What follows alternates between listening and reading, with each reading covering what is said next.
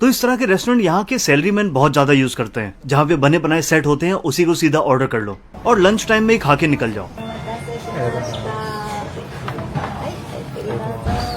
どうぞお席から注文できます。 और खाना कुछ इस तरह का आता है, राइस, एक सूप और छोटी छोटी साइड डिशेस भी।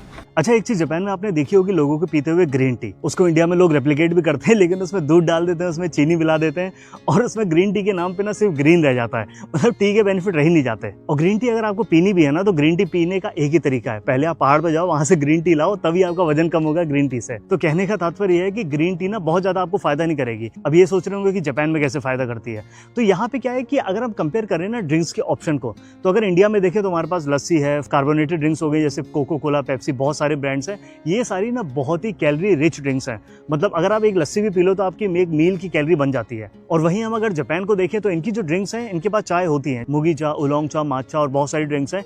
इसके साथ ही यहाँ पे ऐसी भी ड्रिंक्स है जो बहुत ही लो कैलोरी होती हैं। टी हो गई, जैसे हमारी जीरो शुगर टी हो गई, कार्बोनेटेड ड्रिंक्स हो गई, पेप्सी, जीरो, कोरा, ये सारी चीजें होती है। तो इससे क्या होता है, एंड ऑफ द डे ना एक जापानीज बंदे का कैलोरी जो होती है बहुत कम होती है।